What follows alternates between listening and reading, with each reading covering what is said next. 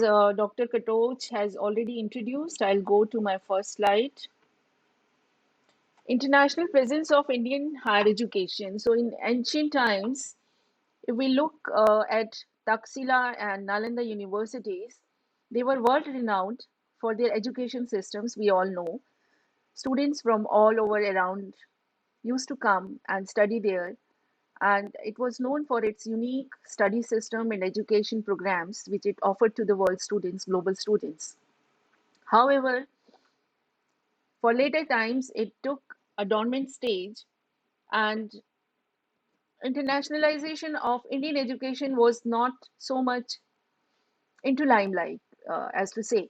Now, last year, when Government of India introduced National Education Policy, it makes it a formal pointer in the policy, and it emphasizes on internationalization of higher education.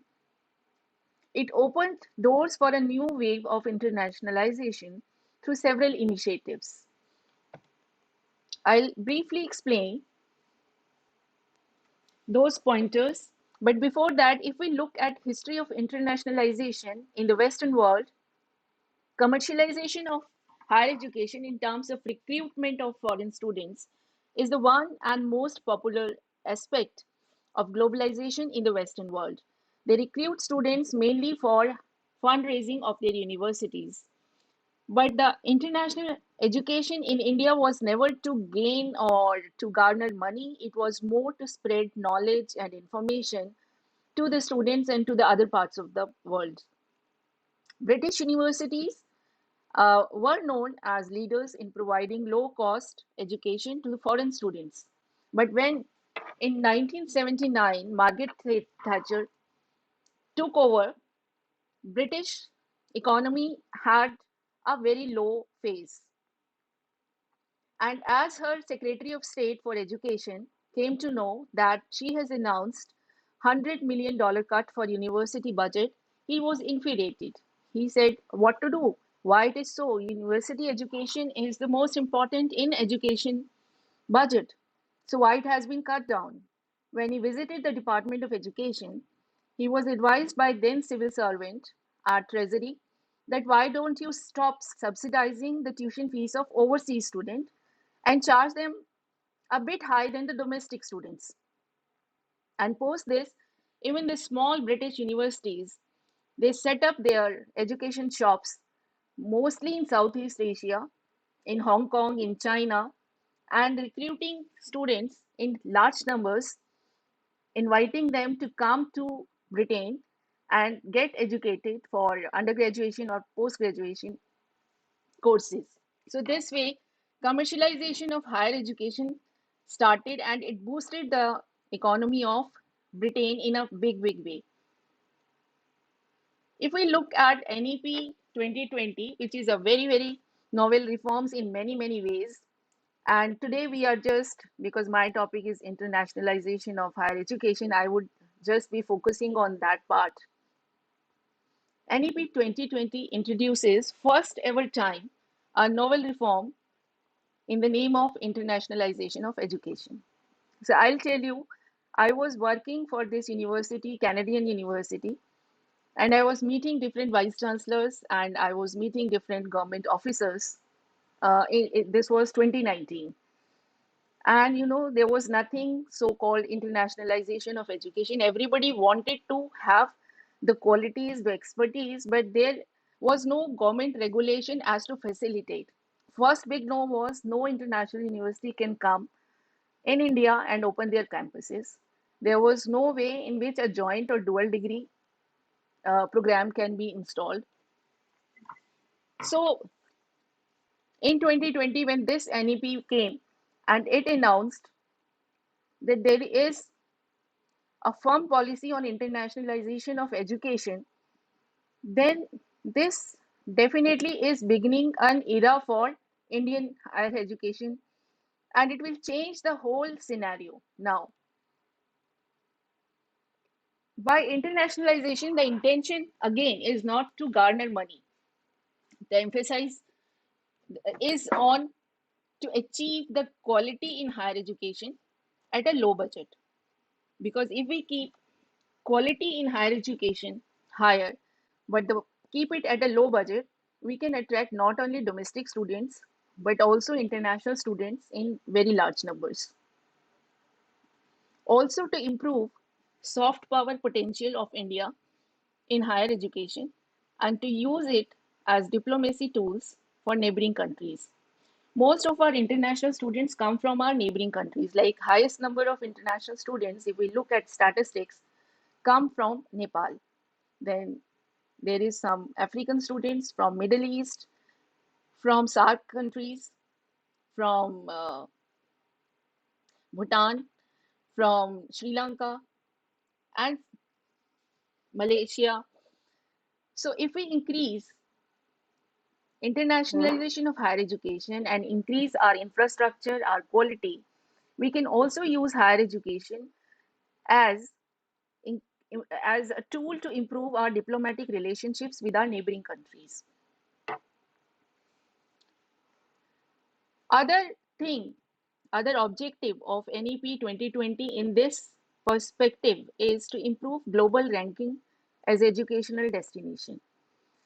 India has a massive higher education setup.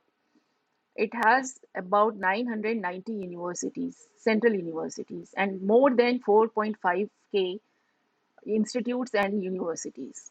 But how many of them rank in global ranking?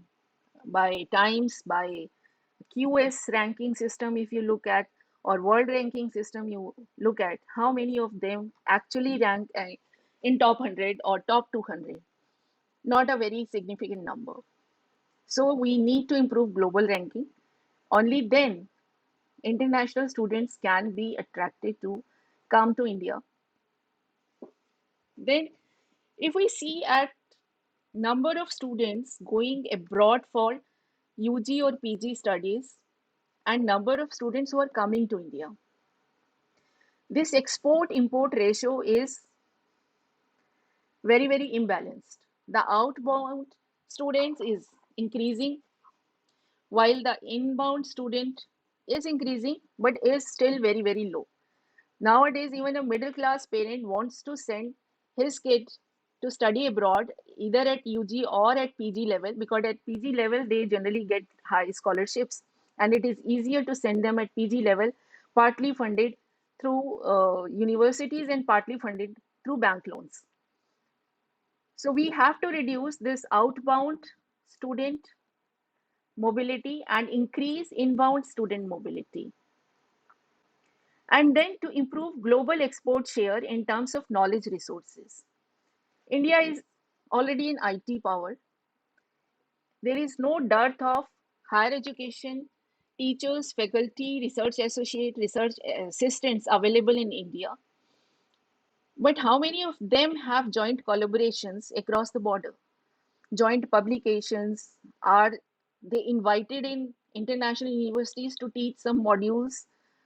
Do we invite international faculties to our institutes? How many international faculty do we have here in India who are teaching to our students? So we have to improve this global export share so that more and more faculty is engaged in international universities. Now, what is the significance of internationalization?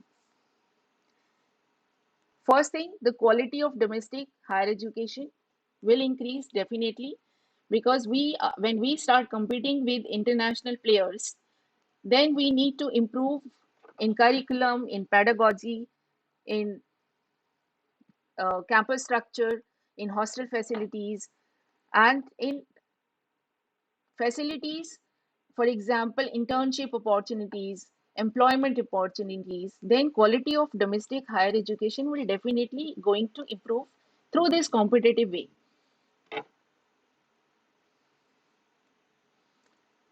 And this will also help in setting India as a global study destination. For if we see how many of our students are going to which countries, USA comes as first. So every students, if you ask if you want to study abroad, which country would you go to first? First, he will say USA. Second comes UK.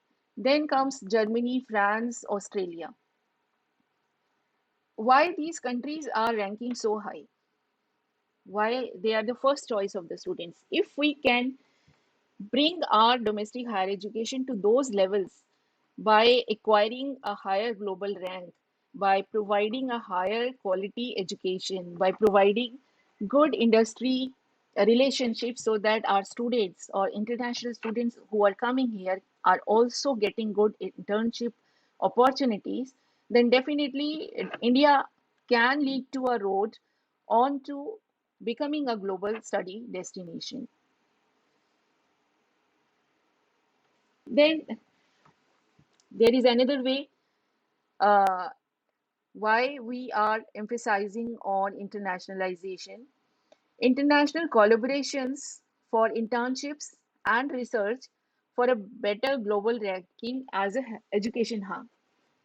So, if Indian universities develop ties with international universities through MOUs and partnerships and collaborations for joint research projects, for joint research activities, lab facilities, this will help in achieving a high global ranking. And as I explained previously, also, this will also improve the global immersion of Indian students, faculty, and knowledge resources through education services. Uh, Now, what is internationalization?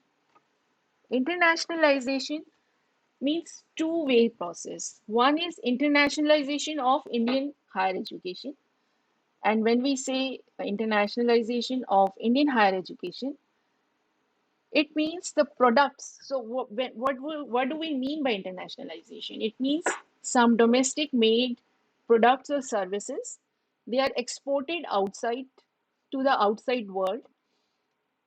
Similarly, internationalization of Indian higher education means the expertise which are developed here in India, for example, in its different functions like teaching, research, students, learning, and they are taken to the international audience, to the international students.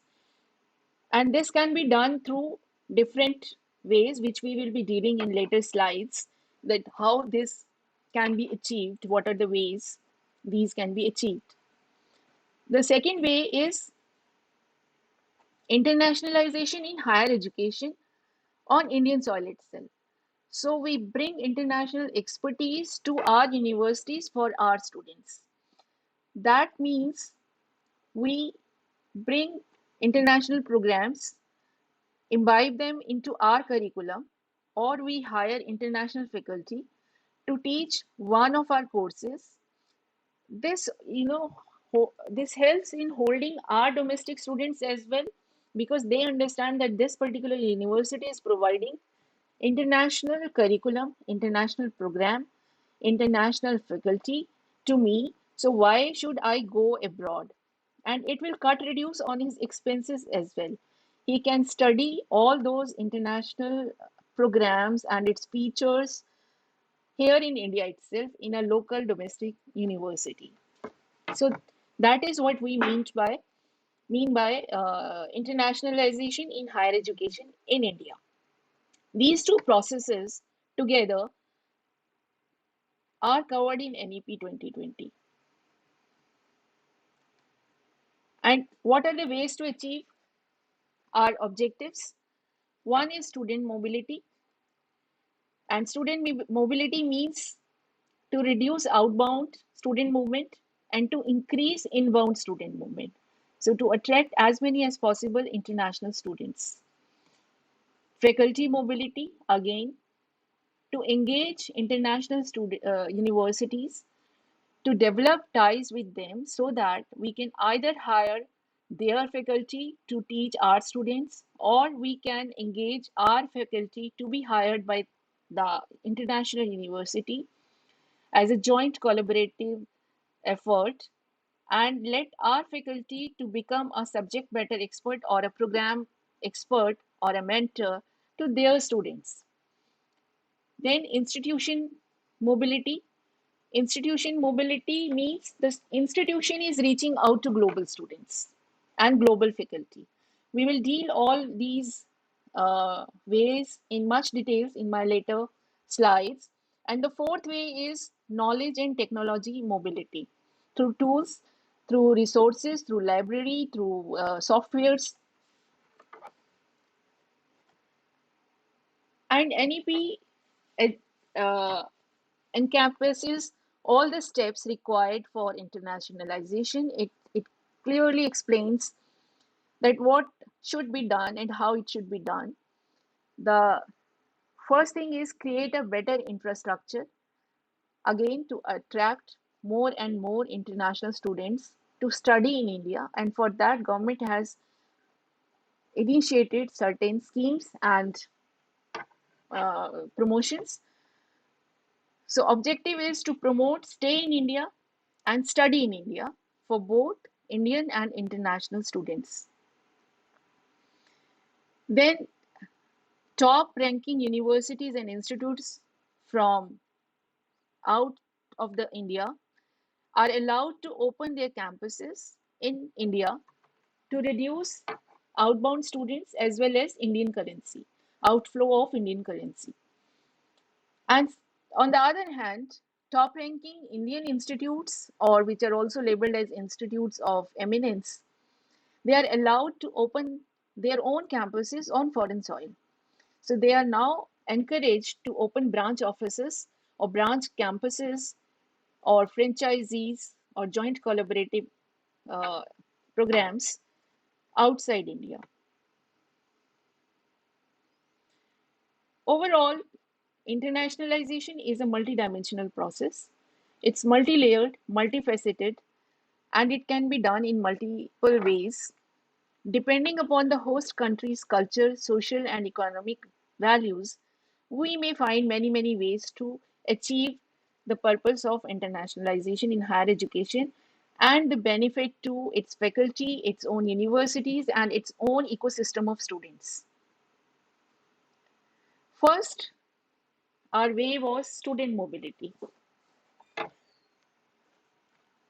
As I said, students going for UG and PG studies is on a rising graph. In Gurgaon, if you see, each of my friend whose kid is studying in a college, even if he or she is studying in a Delhi University college where education is almost comes for free, a couple of thousands every year is the fee structure. Uh, and library facilities are very good in Delhi University. Uh, they want to send their kid abroad for at least PG. They say masters, यहाँ आप degree ले लो, graduation ले लो, under graduation, and masters के लिए हम बाहर भेजेंगे. And the process is to appear for certain examinations where if the student gets a high score, then he or she gets 50% tuition fee discounts to 100% tuition fee discount. And then there is opportunity to work as a teaching assistant and to get some discount on living expenses also. That reduces the financial burden on the parent. And then there are Indian banks who are providing education loans to such students. So they take this risk to send their child abroad for postgraduate studies, mostly to business schools, thinking that this will give a why they are sending them, and their target is Ivy League colleges in USA, because they feel that this is a huge stamp on the CV of the student. So if he has studied from any top ranking university of USA, then this puts a mark on the CV. And in India, if we see, a foreign education actually influences the mindset of uh, industry people or HR. So that is the motivation. uh, Employment opportunities are also a factor in sending their kids abroad, that the USA provides very good employment opportunities while UK does not provide so many of employment opportunities. It also is related to how many months of work visa you get after completing your studies. So if USA is giving 2 to 3 years, UK is only giving 4 months. That also influences the decision of a parent of sending their kids abroad. So unlike foreign countries where students have to pay their student loans after being completing any degree course, here parents bear the burden of it's a responsibility of the parent to get formal education to their kids. They only pay the student loans. So culture wise there is huge difference. So if we want to decrease this mobility, because these students when they go out, it's not only the tuition fee expense, there is a huge lifestyle living expense also. The rentals are high there, the food cost is high, the uh, life in USA or UK, because the ratio of currencies, 75, I'm giving an average approximate value, 75 rupees equates to $1, while in UK it is straight away, it's 80 something, 80 plus to 1. But when you send your kid abroad, and there are bank conversion rates, so if I am sending my kid, for example, to a foreign university, and monthly expense is suppose $1,000, if I send this money across through a bank, they will charge certain commission on this, and the conversion rates also are a little bit low. So it is never $1,000 actually, it is always 1,000 plus. So that plus is an additional expense on the parent because of the conversion of currency. All this Indian currency, the parent is earning in India. He's working in India, he's earning in Indian rupees, and in sending his kid abroad, he's paying to international universities, his payment is going to foreign countries. So there is a outflow of currency also. If we can manage to stop this outbound flow and retain our students, retain our kids here only to study by increasing the ranking of our own universities, this outflow will stop. Plus, if we can attract international students in a high number to our country to study here, this process will reverse. So foreign currency will start flowing in. Annual expenditure on an average on overseas study practice has increased to approx $3 to $4 billion from India, and this I've quoted from AICT chairman in some webinar he recently he just quoted. While some studies is say that it can be up to the tunes of $15 billion also. The practice of seeking international internships is there, because if you can work as an intern for an international company, that is a plus point, seen as plus point in your CV. Students going for research studies is encouraged because they get more exposure to new technologies and latest research trends across the globe. But if this opportunity is through our university, so if we enroll student as a PhD student and then we offer him a joint collaborative research opportunity through our university, then it would be like the student is enrolled with your university and going abroad for the research project through this university. So the enrollment will be with the domestic university. So overall, if we see, the inbound student mobility is almost negligible as compared to the outbound mobility. How do we achieve these? How do we improve this factor to increase the inbound student mobility? So one is by introducing academic innovations. And what are they?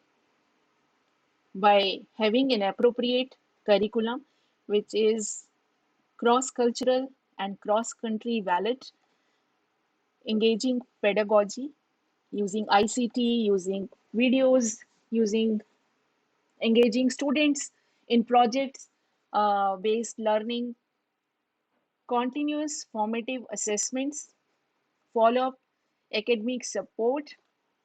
As a single as a simple example, I'll say, for example, in our classrooms, we teach our students who are present, they learn. Presents who are the students who are absent, they miss it. Simple.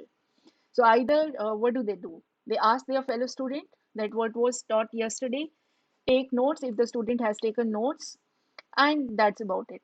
But if we can record these lessons, which the teacher is already given in the classroom, face to face learning, the student who has missed the class, maybe due to sickness, maybe due to some urgent work, can later access this video classroom and complete his missed out classes. So that facility should be there. Plus, there should be remedial support. For example, if the student has not understood certain concept, he should be able to contact the teacher. There should be some support system where some hours are dedicated throughout the week, that you can go to the teacher or the teaching assistant of that program, where you can ask your questions or your queries or get them resolved. Then there should be online and offline class availability, so that flexibility needs to be there.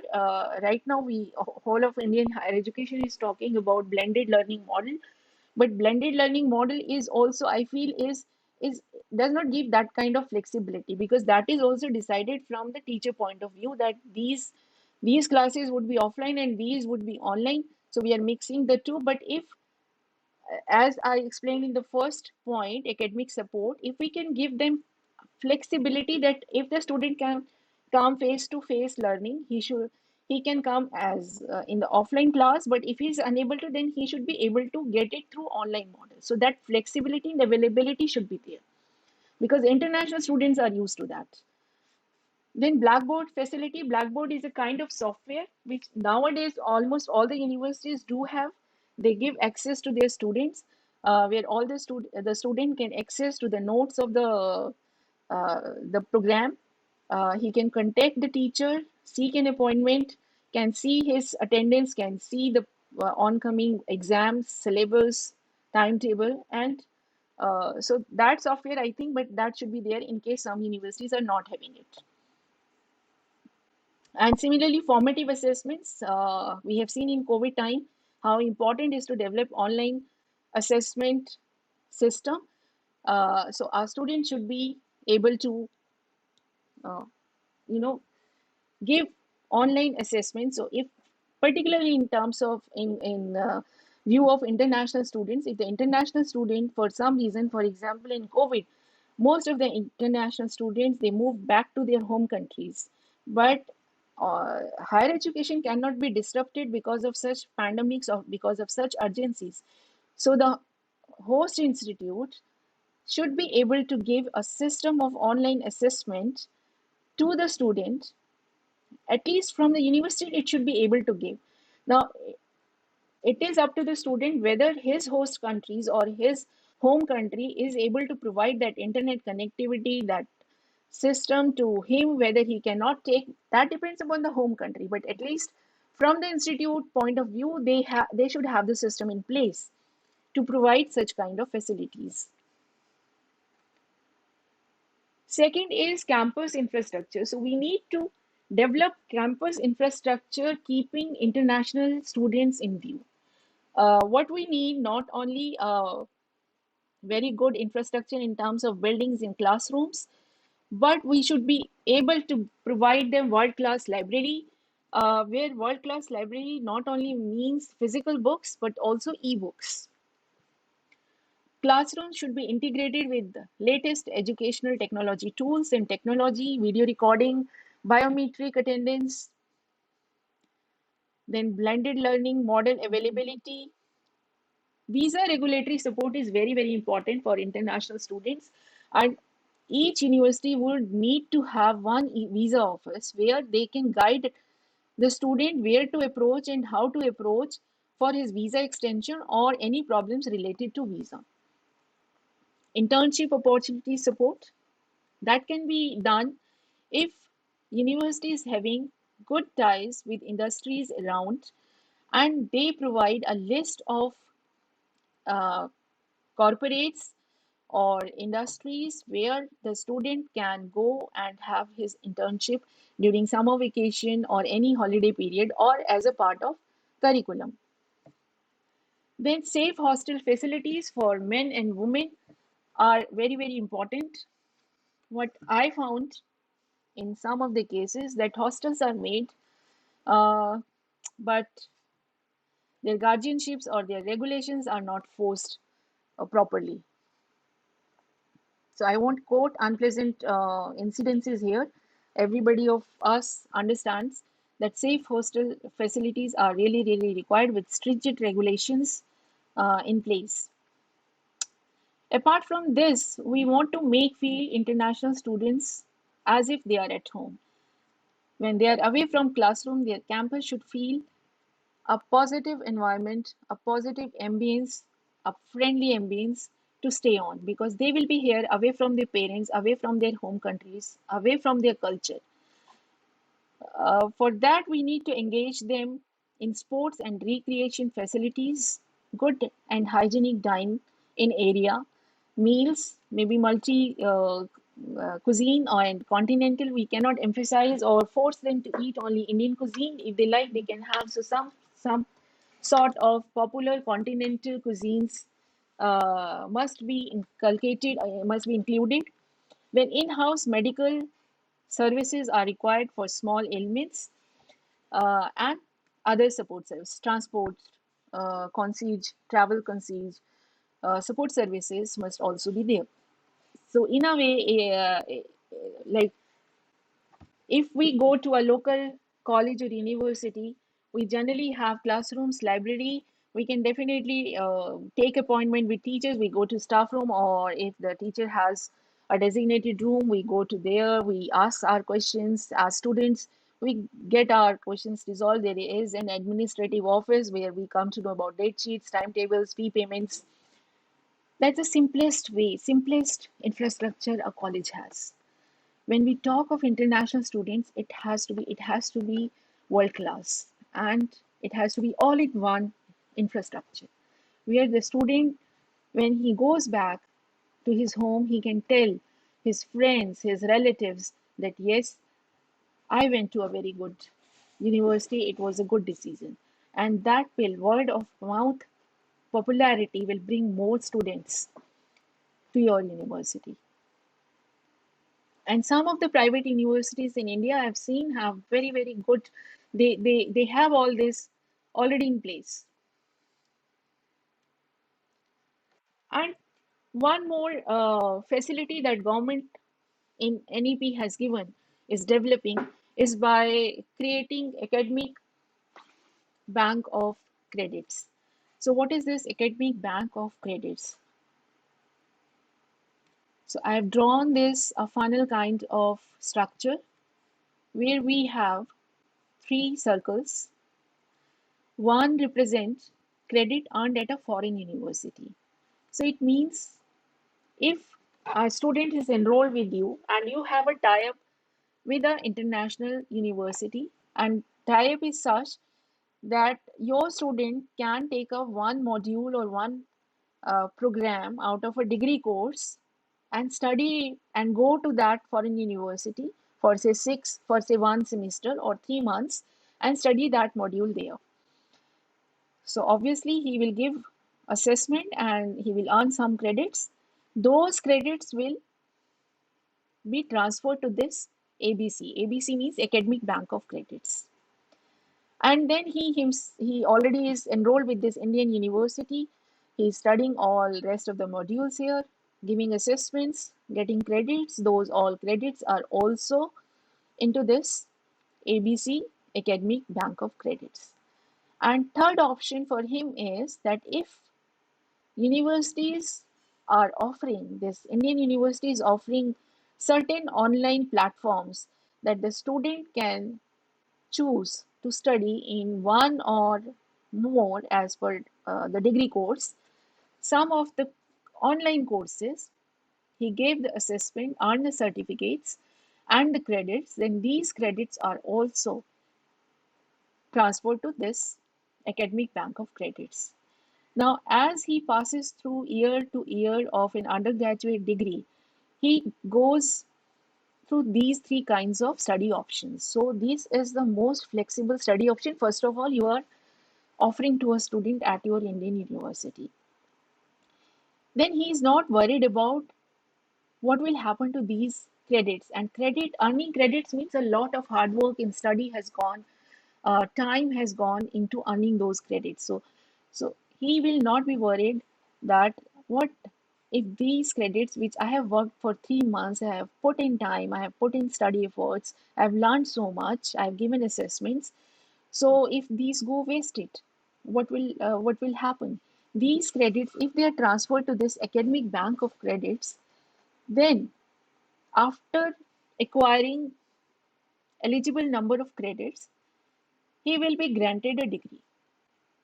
This system will encourage more and more students to come to Indian universities because a system of credit transfer is there, already there. So he is not worried about his different courses, or he missed out on this particular course he wanted to do at this foreign university, or he wanted to took up that online course which he missed up. That will not happen. And what are the benefits to host institutes by taking all these steps?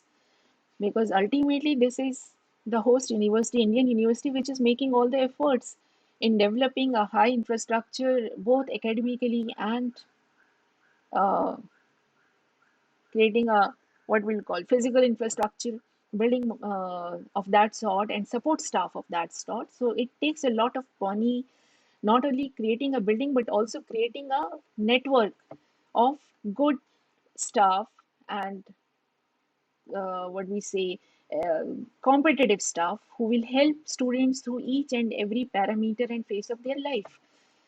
So what are the benefits? First thing, national education policy has already put in place that internationalization is a parameter for ranking, and government of India or Ministry of Education has also emphasized that those institutes or colleges or universities who wish to be part of internationalization, who want to promote internationalization as a part of their policy, they will be granted some additional funding. Plus, it will be considered for their ranking as per NIRF. In addition, when international students come to your university, they definitely bring fees. So it helps in fundraising for the host institute. It boosts study tourism. You have heard about medical tourism. So many patients from world over come to India because of the best healthcare infrastructure, best of the doctors, best of the healthcare facilities here in a much reduced cost as compared to their home countries.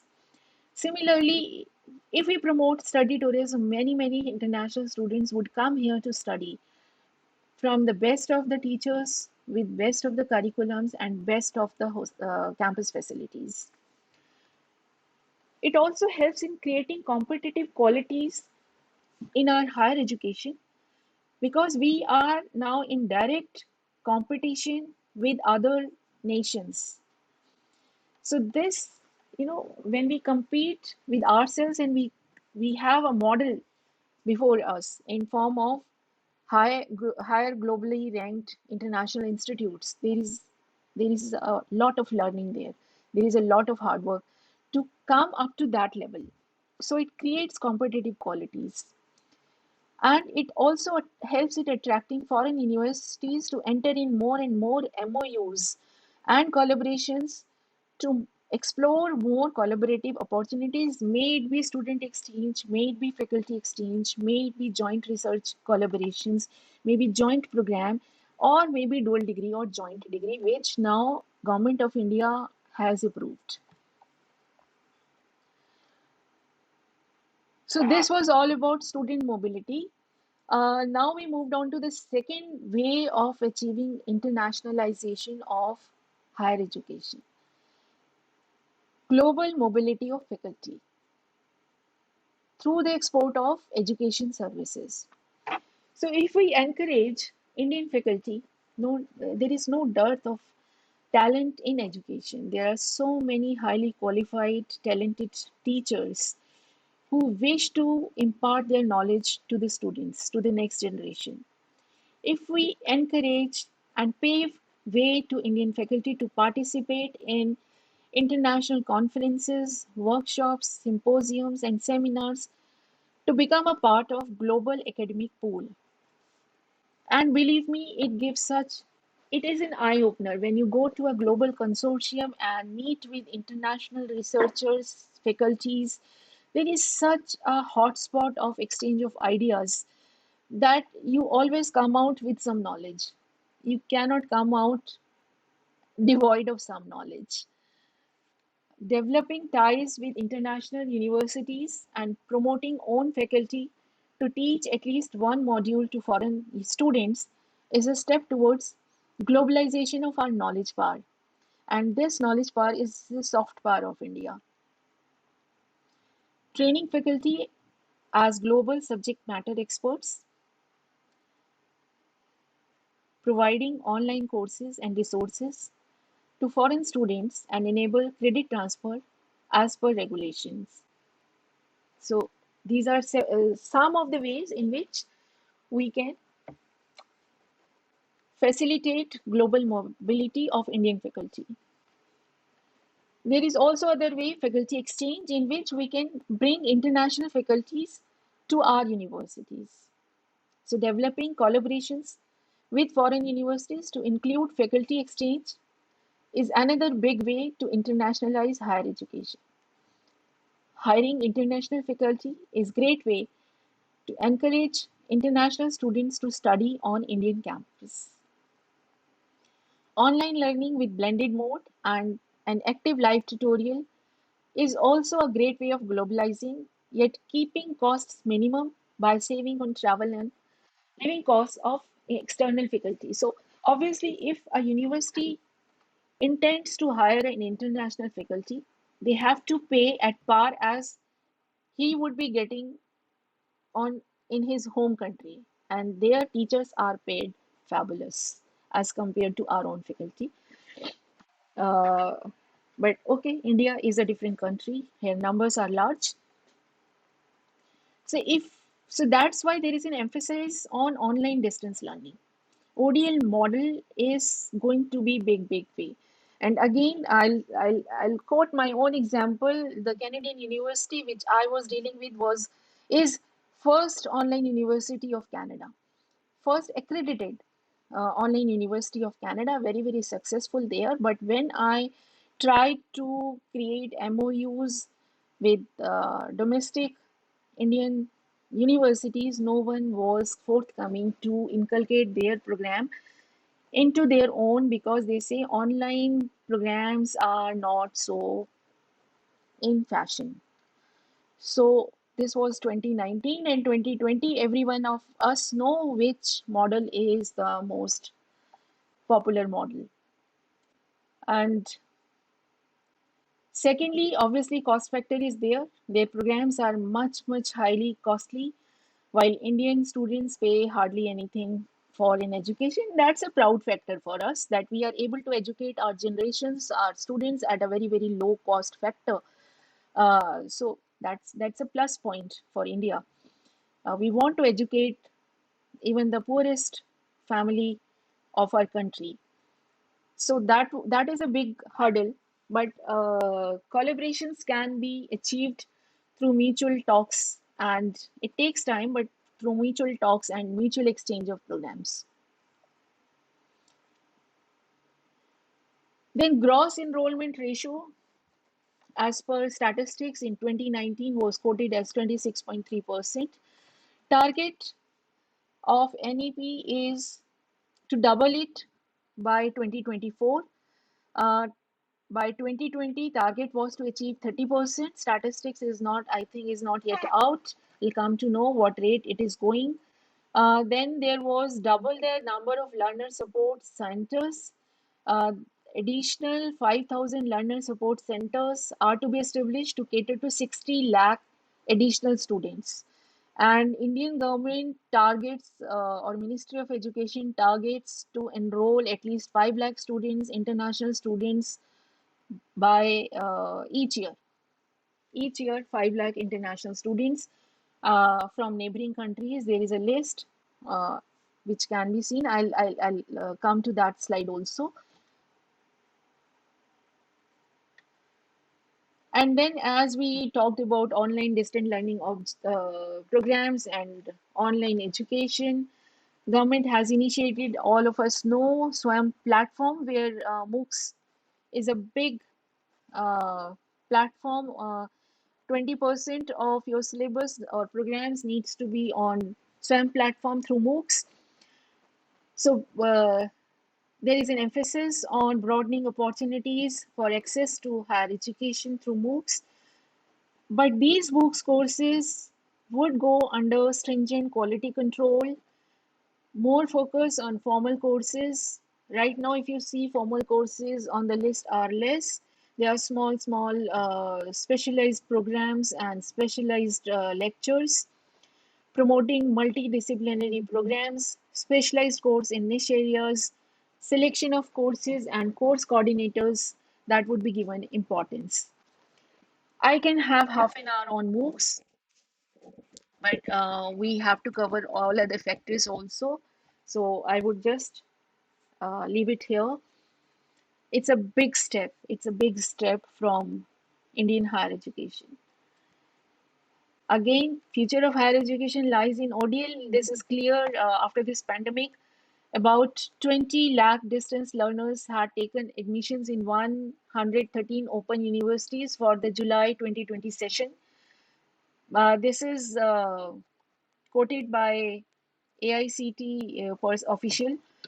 Plan to increase number of open universities as per latest policy, and there is already invitation available on Ministry of Education website, invitations to universities, sorry, on UGC website, invitation, there is an offer to universities to apply for ODL centers, universities which feel that they have enough tech facilities and support staff and teachers who can take care of certain programs to run as an independent standalone ODL in their universities. They can apply and online courses. So it is already there on UGC website. Then comes institute mobility. How can we mobilize institutes? So by mobilizing institutions, we mean global expansion of institutes. So as per NEP, we know top ranking universities and institutes of substantial accreditation from other countries have been allowed to open their campuses in India for the first time in NEP. This was the first time this was allowed, and this is a major reform. This is going to change the scenario of the whole map of higher education in India. You will see more and more of foreign players coming here and set up their campuses, and you have direct competition with these players. Government is in the process of developing regulations on model of the fees, revenue sharing, operations, what they can do, what they cannot do, all these systems. And I'm closely following this because this is also the key area of my work profile. Uh, Hopefully, this will come soon by next year, by this year. So, global expansion of Indian universities, top ranking Indian institutes called IOE, which is Institutes of Eminence and Universities. They have been advised to open their campuses on foreign soil, particularly in Global South. So, how you can open your campuses? There are two, three ways. One is by having branch campuses. Now, branch campuses means you develop an infrastructure like you have in India on a foreign soil, taking all the permissions from their government, following their regulations, and have enroll students directly onto your campuses and give face-to-face learning, teaching learning. So it's just like you have an university campus here in India, you have an university campus in some other country. Second way is to have franchisee. So by franchisee means you have a tie-up with a foreign education player for with a foreign university who already have a campus, who already have all the regulations fulfilled. They have government liabilities all fulfilled. They have already students there, and you advised your curriculum. You have joint collaboration, and you say that we want to offer our programs and courses on your campus. So basically, they run your courses as well under your university's name, but they provide their infrastructure for your programs and your university's workout. And there would be some financial setup. Obviously, revenue sharing would be there between the two universities. So, second is franchisee. Third is joint collaborations or dual degrees and joint certification programs. So, you say, for example, uh, management program. I am known for my management program, MBA in some particular, say MBA in real estate, and I want to offer this to your students. So that university will run your program on their campus for, and they will enroll the students. There would be a revenue sharing, but there will also be a joint degree. So the student will earn MBA in real estate under two universities, the foreign university as well as your Indian university. So that is the joint degree program. Then there would be, if you are not going for full degree, you can go for joint certification program. So you say, I have a 6 months diploma program and I want to join hands with you. Let us share this program with you. So and you enroll students and we will have revenue sharing and we will provide joint certificate to your students. That can be done, and in which faculty can also be shared. If you share the details of the program, maybe they can say that we are having this faculty in this particular module of this program, certificate program, and let my faculty teach, and you share the faculties also, and modules also, and certificate also, and revenue also. That is the full joint certification program.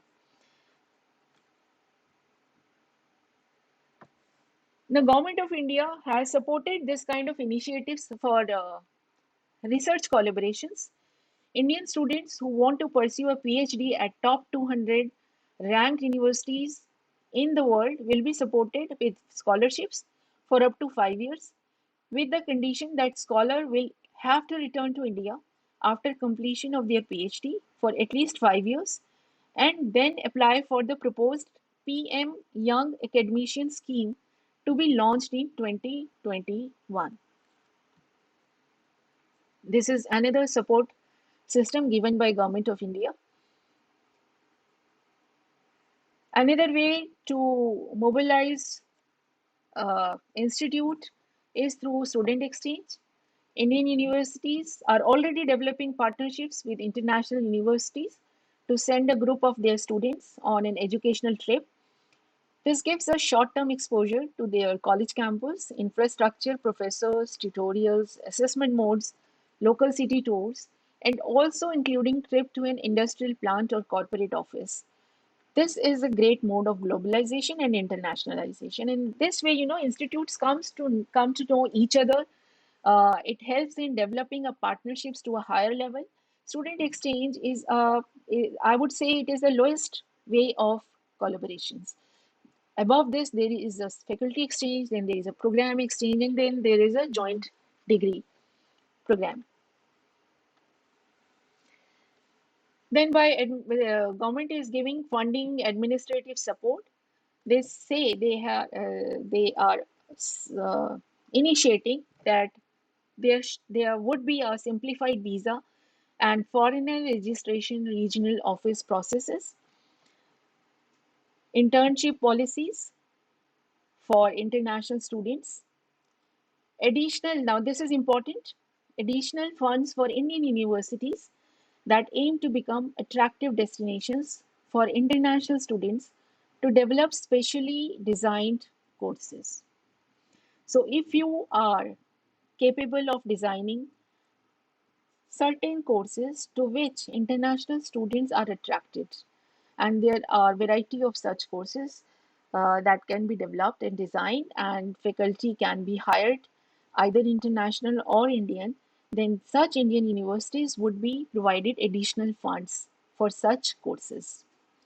Special schemes that offer research scholarships to students from developing countries.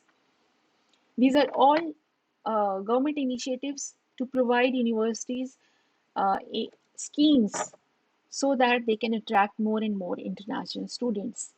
So basically laying the roadmap to internationalization of higher education. So I am here giving certain government initiatives which are being there. First is Vajra, which is initiated by Department of Science and Technology. I'm sorry, I am unable to get this year, which year it has taken. Uh, the full form of Vajra is Visiting Advanced Joint Research Faculty Scheme. And the purpose is to engage non-resident Indians, people of Indian origins. This is overseas citizens of India in national R&D programs and thereby deepen their engagement for value addition to various science and technology programs, projects, and missions of the government. So here the emphasis is to invite NRI, PIO, OCI who are working abroad or have gained experience abroad as visiting joint research faculty. Second is Study in India, which was launched in 2018 by Government of India, and it is very popular. They have online platform where they register applicants from SAARC countries, and these are also the countries where universities are supposed to focus on in terms of attracting international students. So SAARC countries, Africa, as of now, there are Sudan, Yemen, and South Africa, Nigeria. These three countries are sending students already. Southeast Asia, Central Asia, and Middle East.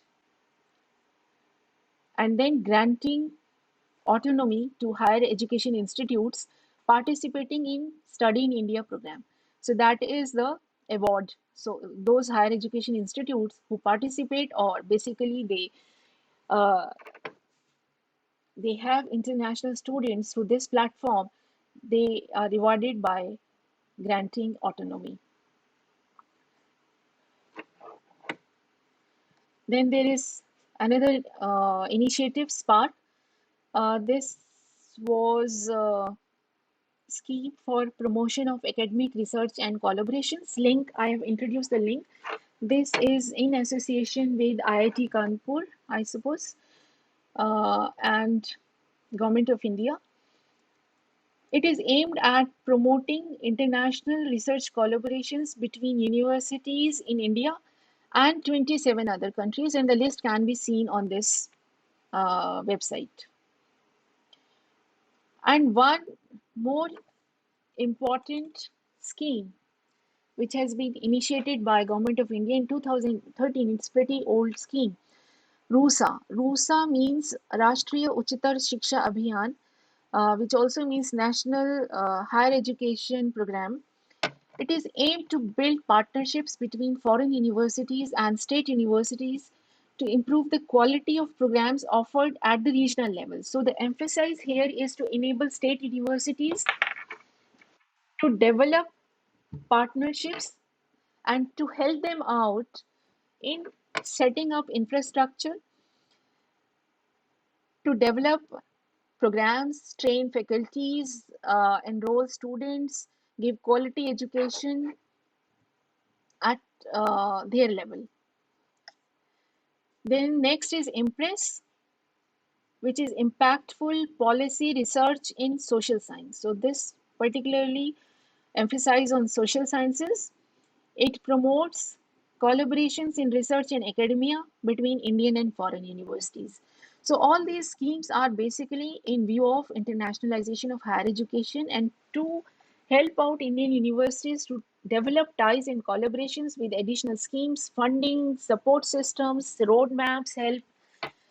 Uh, and another one is GYAN, which is Global Initiative of Academic Network. It is aimed at tapping the talent pool of international scientists and entrepreneurs to encourage their engagement in higher education in India. This also helps to augment the country's existing academic resources, accelerate the pace of quality reform, and elevate India's scientific and technological capacity to global excellence. Then there are scholarships which are initiated by Government of India, scholarships and accommodation facilities for international students, internationalization of entrance examinations, test for the selection or in recruitment of international students, improving hostel facilities which are participating in Study in India program. Then the last one is program mobility. So what do we mean by program mobility? Is exchange of courses and program modules that I already, I think, have explained. Introducing unique Indian courses to foreign universities as their curriculum. I'll just explain this. And introducing unique pedagogical techniques and technology from India into international scenario. Now, on these 2 points, we all know India is a diverse country and very, very different from Western world or Southeastern world. Now, if we look at diversity, even among the states of India, there is different form of Indian dances, Indian classical music, Indian languages. We and so many people are interested into pursuing, studies into India. For them, India is a mystique, land of mystique. They are still thrilled when they think about India. So, if we tap on this mystery factor of their interest in India to know more about India, we can offer them programs on these unique Indian features, study programs. Apart from this, yoga we know is already world renowned. Then there is Indian cuisine, world famous. Like you go to any country, any part of world, you will find Indian cuisine now everywhere, and people find it lip smacking. We have foreign clients here, and when we ask them, what do you want to have? Would you like to go for continental food? Maybe Italian, which is again, Italian is, pan world cuisine nowadays. So, pasta, pizza, to name just two most popular dishes out of Italian cuisine.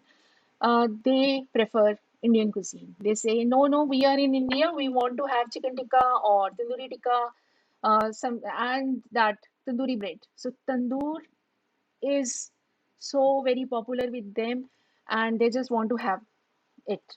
So Indian cuisine is so famous. So do you know garam masala? Garam masala.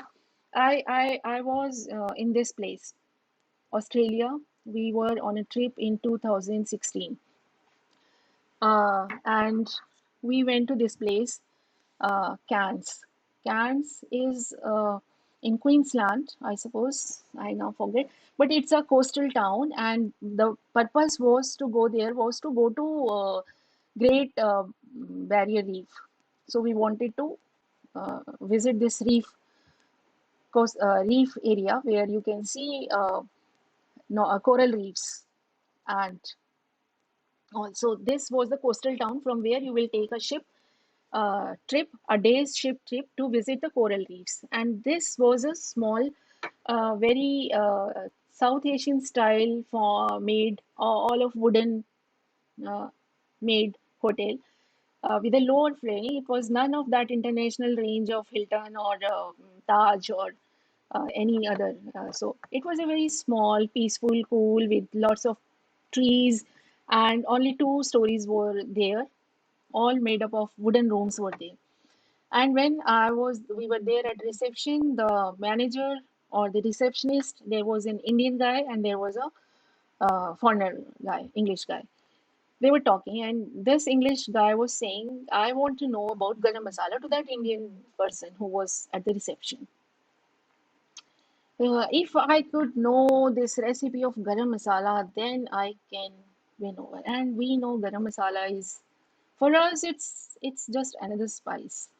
Uh, you just need to have proper proportion of 4 or 5 uh, whole spices to make garam masala. I make garam masala myself at my home. So garam masala is like a secret recipe to them. And similarly, so many other things are there. So what I want to say is that Indian cuisine can be a course for international students. Then there can be Indian languages, in Germany, there is some institute or some where they only teach Sanskrit, they talk in Sanskrit, they write in Sanskrit. So Sanskrit is can be a hot program, or similarly some other language. Yoga we already know. So if you go to, like, you can explore so many things which can be of use to or of interest to international students, and unique pedagogy techniques. So if we think of, I was thinking of which unique pedagogical technique which India has. So instantly that comes to my mind is Vedic maths. Vedic maths is a unique, authentic pedagogy of teaching mathematical calculations from India. We often have, short. We often have advertisements in newspapers or nowadays on net that send your kids to learn Vedic maths for fast mathematical calculations, and they generally want to enroll students, in lower age groups. So the early he or she learns, the better. But why not to introduce it at a university level for international student who doesn't know Vedic maths? The Vedic maths is not taught in his neighborhood. So that could be unique pedagogical technique plus program. Then dual degrees, that is another way of program mobility, as I just explained. Twinning, international research partnerships. Twinning means double degrees, and more MOUs for mutual recognition of degrees will be encouraged through NEP, and government will incentivize selected Indian higher education institutes for funding with funding who promote dual degree programs. Then international research collaborations, partnerships between domestic and foreign universities to make lab facilities available to the research scholar is another way to engage in research methods. CERN has certain schemes on this uh, line. So many of our Delhi University students used to go to Germany, to CERN, to Fermilab to have some joint research projects. Uh, Innovative thinking and getting into the pool of international think tanks, that is the most important objective, that once a research associate or assistant gets into the pool of international think tanks, his way of thinking or his way of research methodology is at par with the global trend. That is the purpose.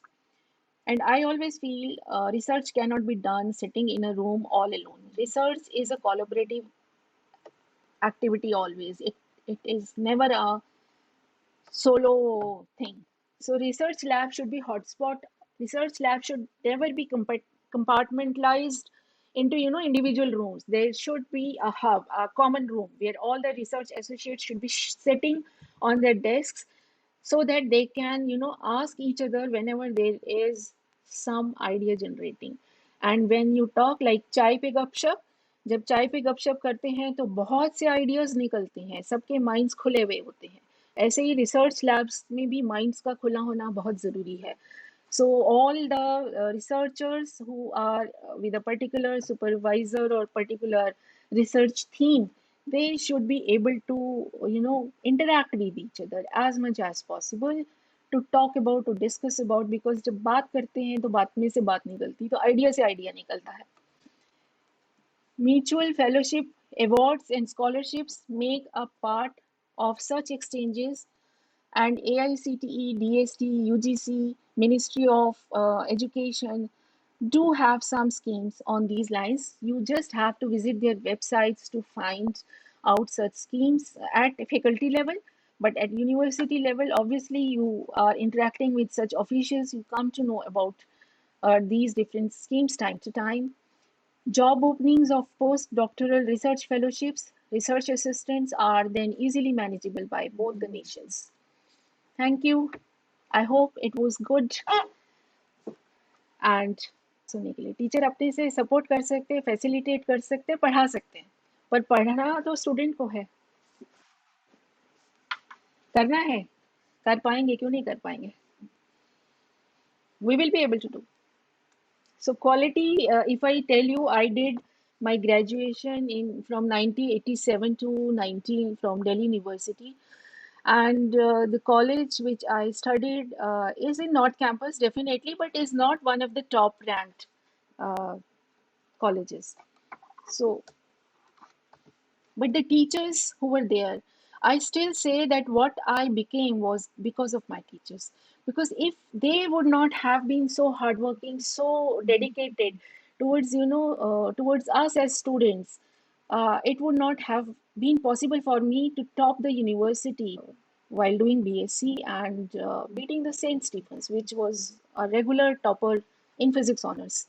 So I got best of the faculty, and they always made sure that we are learning from international books. They always emphasize to take Oxford publications or Cambridge publications and to study from them.